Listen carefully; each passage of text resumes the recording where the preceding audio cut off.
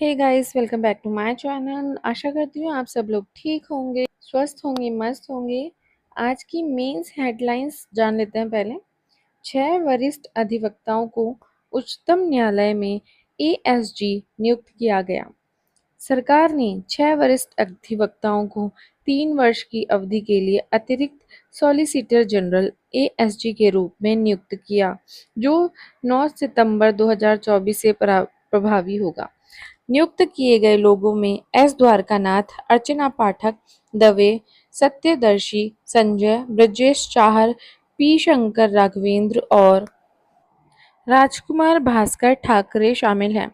ASG न्यायालयों में सरकार का प्रतिनिधित्व करने में अटॉर्नी जनरल और सॉलिसिटर जनरल की सहायता करते हैं।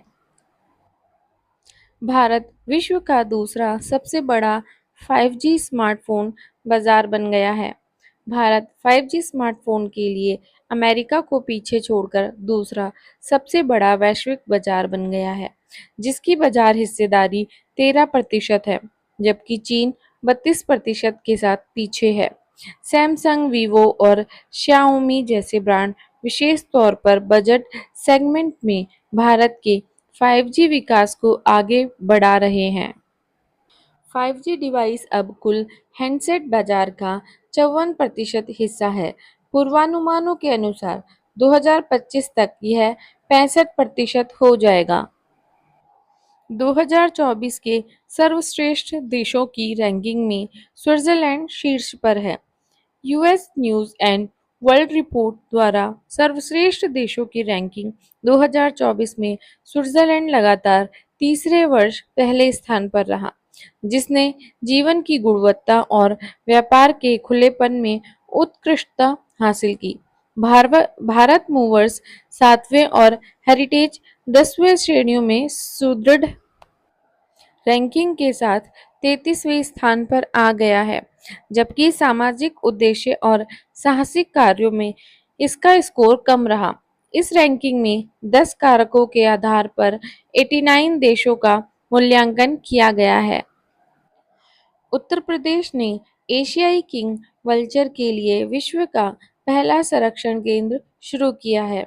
उत्तर प्रदेश महाराजगंज में गंभीर रूप से लुप्तप्राय एशियाई राजा गिद्ध के लिए विश्व का पहला संरक्षण और प्रजनन केंद्र खोलने जा रहा है।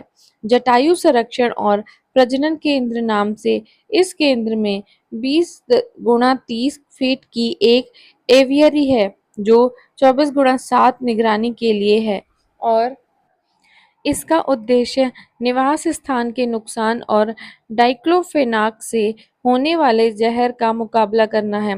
केंद्र गिद्धों के स्वास्थ्य को सुनिश्चित करेगा और उन्हें जंगल में फिर से लाने के लिए तैयार करेगा।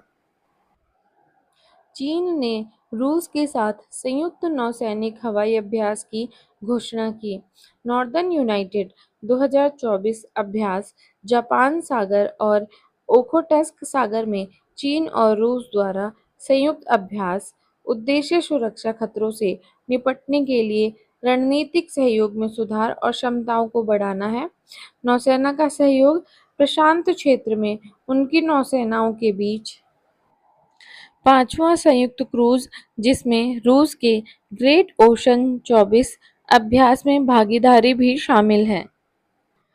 आज के मेन क्वेश्चन की तरफ बढ़ते हैं। हाल ही में नागरिक उड्डयन पर दूसरा एशिया प्रशांत मंत्री स्तरीय सम्मेलन कहाँ आयोजित किया गया है था? ए काठमांडू, बी नई दिल्ली, सी बीजिंग या डी टोक्यो।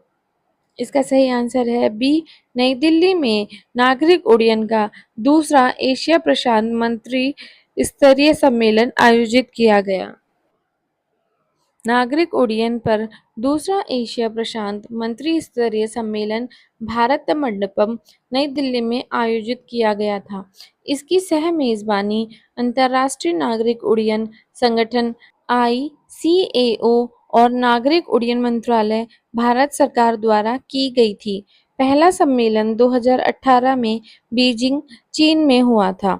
भारत ने 2020 में दूसरे सम्मेलन की मेजबानी की पेशकश की थी, लेकिन कोविड-19 महामारी के कारण इसे स्थगित कर दिया गया था।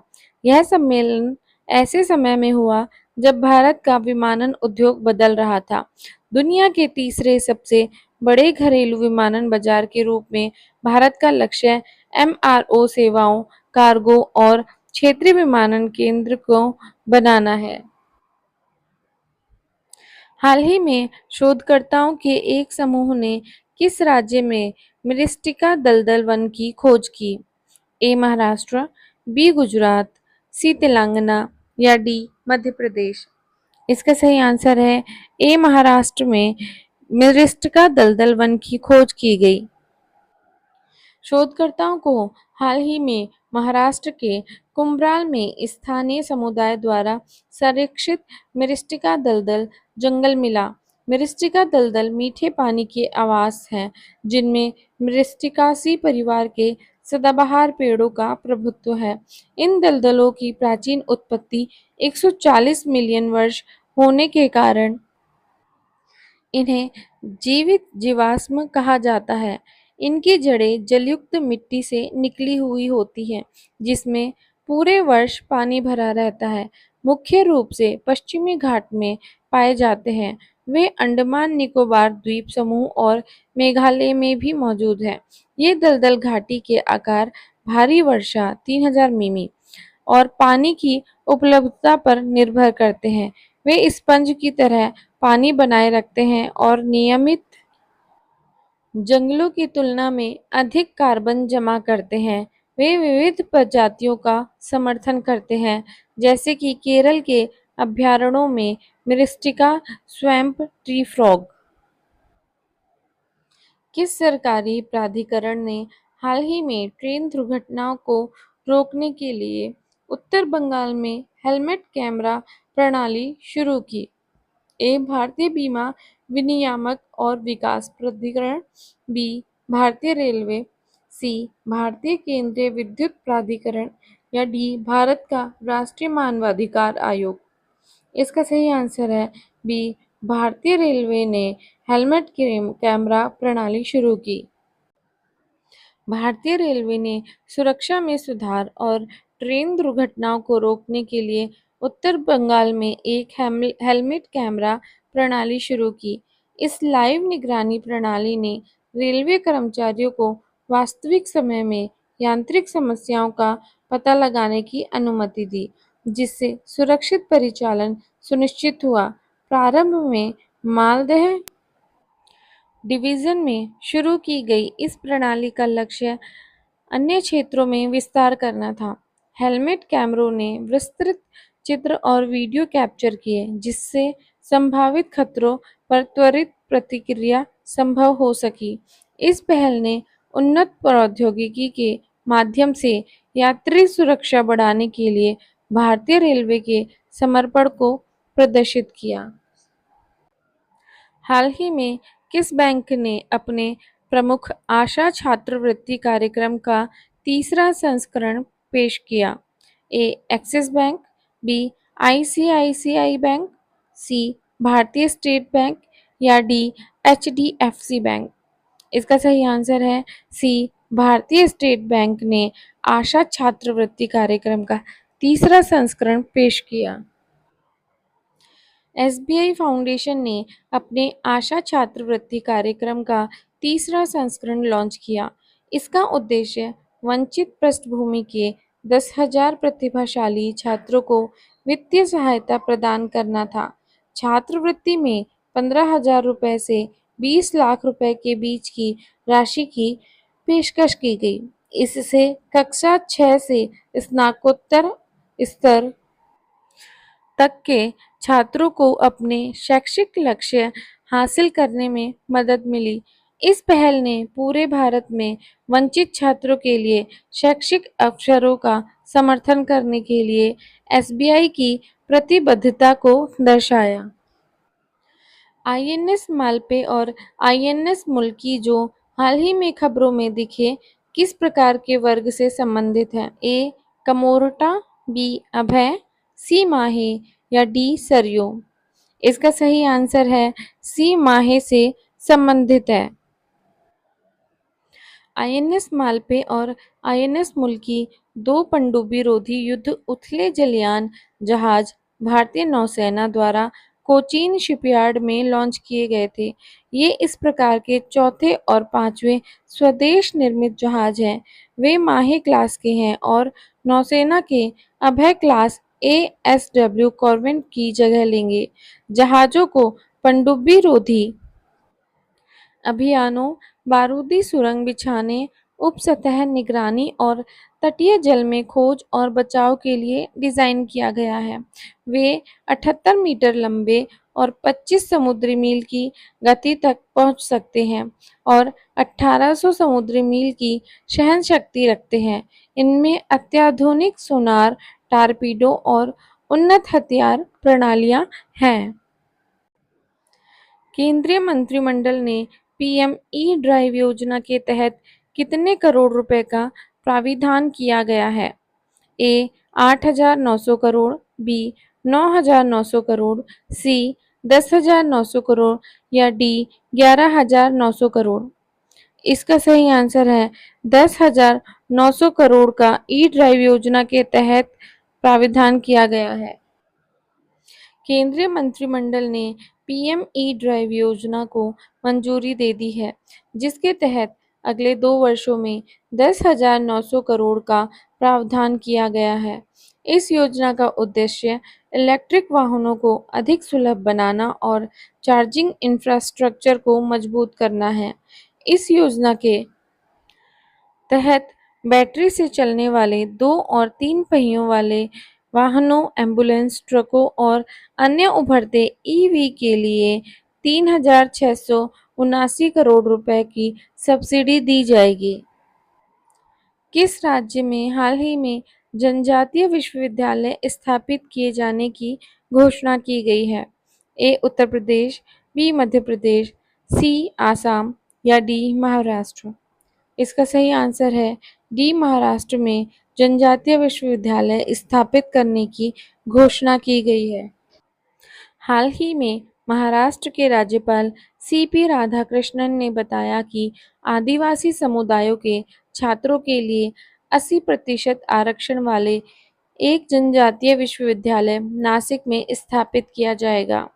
राज्यपाल ने अपने नासिक दौरे के दौरान विभिन्न राजनीतिक दलों के स्थानीय प्रतिनिधियों से मुलाकात की थी। सीताराम येचुरी का निधन हो गया। वह किस क्षेत्र के प्रसिद्ध हस्ती थे? ए चिकित्सा, बी राजनीति, सी पत्रकारिता या डी कृषि विज्ञान। इसका सही आंसर है बी राजनीति के क्षेत्र में एक प्रसिद्ध हस्ती थे सीताराम येचुरी। वरिष्ठ माकपा नेता सीताराम येचुरी का 72 वर्ष की आयु में निधन हो गया। सीताराम येचुरी ने लगभग 50 साल पहले छात्र नेता के रूप में सीपीएम में अपनी यात्रा शुरू की थी। वे 2005 से 2015 तक पार्टी के महासचिव रहे और 3 लगातार कार्यकालों तक इस पद को संभाला। येचुरी ने साल 2004 में संयुक्त प्रगतिशील गठबंधन यूपीए सरकार के लिए भी गठबंधन निर्माण में महत्वपूर्ण भूमिका निभाई थी। भारत सरकार ने वरिष्ठ नागरिकों के लिए कितने लाख रुपए की स्वास्थ्य बीमा को मंजूरी दी है? ए 1 लाख, बी 3 लाख, सी 4 लाख या डी 5 लाख। इसका सही आंसर है बी 5 लाख रुपए के स्वास्थ्य बीमा की मंजूरी दी। भारत सरकार ने वरिष्ठ नागरिकों के लिए आयुष्मान भारत प्रधानमंत्री जन आरोग्य योजना एबीपीएमजे के तहत स्वास्थ्य कवरेज को मंजूरी दे दी है। इस योजना से लगभग 6 करोड़ वरिष्ठ नागरिकों को लाभ होगा। इस पहल के तहत पात्र वरिष्ठ नागरिकों को एक नया विशिष्ट कार्ड जारी किया जाएगा। इस योजना के तहत 5 लाख का बीमा कवर दिया गया है। हाल ही में किस देश ने 79वें महासभा सत्र में संयुक्त राष्ट्र के सदस्य देश के रूप में सीट ग्रहण की? ए श्रीलंका, बी पाकिस्तान, सी फिलिस्तीन या डी सूडान। इसका सही आंसर है सी फिलिस्तीन ने 79वें महासभा सत्र में संयुक्त राष्ट्र के सदस्य के रूप में सीट ग्रहण की। संयुक्त राष्ट्र महासभा का 79वां सत्र मंगलवार को न्यूयॉर्क में शुरू हुआ, जिसमें फिलिस्तीन, हालांकि संयुक्त राष्ट्र का पूर्ण सदस्य नहीं है, को महासभा हॉल में सदस्य देशों के साथ एक सीट आवंटित की गई। फिलिस्तीनी दूत रियाद मंसूर ने श्रीलंका और सूडान के बीच फिलिस्तीन राज्य लेबल वाली एक मेज पर अपना स्थान ग्रहण किया।